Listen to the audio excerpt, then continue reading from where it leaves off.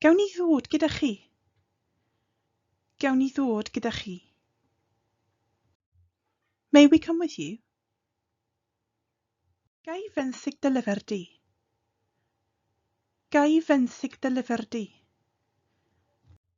May I borrow your book? Gawn ni gerdded yn y cae? Gawn ni gerdded yn y cae? May we walk in the field?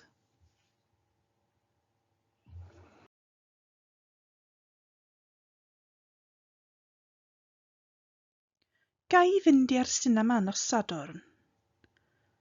Ga i fynd i'r sinema nos Sadwrn? May I go to the cinema on Saturday night? Gawn ni ddefnyddio eich pwllnofio chi? Gawn ni ddefnyddio eich pwllnofio chi? May we use your swimming pool? Ga i farchogaeth dros dy dir di? Ga i farchogaeth dros dy dir di? May I ride across your land? Gawn ni bysgoter yn yr afon, os gwelwch chi'n dda.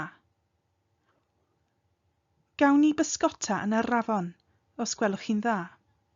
So we notice our treiglad then comes after gawn ni or ga i, or any of the other versions of this pattern, gai fi for example. You'll see the whole pattern written out in the lesson for you.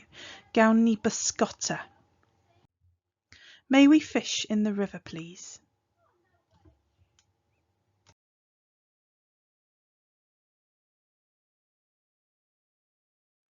Gai dynnu llun o'r ceffylau? Gai dynnu llun o'r ceffylau? May I take a picture of the horses?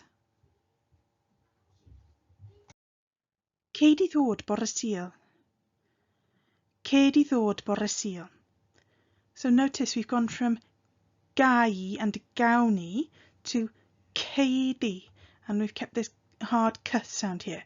We have a treiglad meddal when there's a question in this pattern. Gai, gawni, gei di, may you, and here we have cei di, the statement. Cei di ddod bore Sul? You may come on Sunday. Cewch chi aros gyda ni am wythnos? Cewch chi aros gyda ni am wythnos? Now you may hear efo ni, and you may hear something like wsos for wythnos. Cewch chi aros efo ni am wsos? Different people say these words sometimes in different ways, so it's fun to listen out for subtle variations on accent and pronunciation. You may stay with us for a week. Cei di ddringo yn y mynyddoedd gyda Fran? Cei di ddringo yn y mynyddoedd gyda Fran? You may climb in the mountains with Fran. Do you know, I come up with all of these by myself, so you can imagine what stories are going through my head. Who is Fran? Which mountains? If you'd like to write a story in Gymraeg about all of this, please do send it along. I'd be delighted to hear it. Cewch chi ymlacio yn y lolfa cyn I ni fynd? Cewch chi ymlacio yn y lolfa cyn I ni fynd? You may relax in the lounge before we go.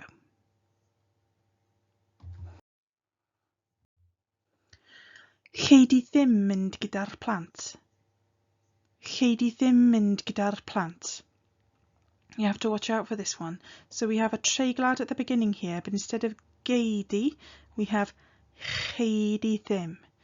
Again, the whole pattern is written out in the table for you, so you'll be able to have a check and see how that works. But chei di ddim mynd gyda'r plant? You may not go with the children. Chewch chi ddim defnyddio'r gampfa yn y bore? Take your time with this word, chewch. It makes an e sound in the middle of that first word. Chewch chi ddim. Lots of people make a oo sound there, chwch, but it's not, it's chewch chi ddim. Chewch chi ddim defnyddio'r gampfa yn y bore? You may not use the gym in the morning. Chei di ddim yfed yn yr ystafell? Gei di ddim yfed yn yr ystafell. You may not drink in the room. Again, here's that word gewch. Gewch chi ddim benthyg DVDs o'r llyfrgell. Gewch chi ddim benthyg DVDs o'r llyfrgell. You may not borrow DVDs from the library.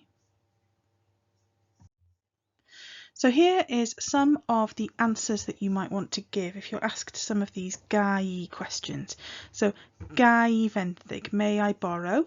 Our answer will be cei, yes you may. Na chei, no you may not.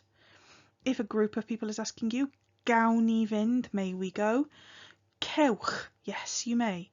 Na chewch, no you may not.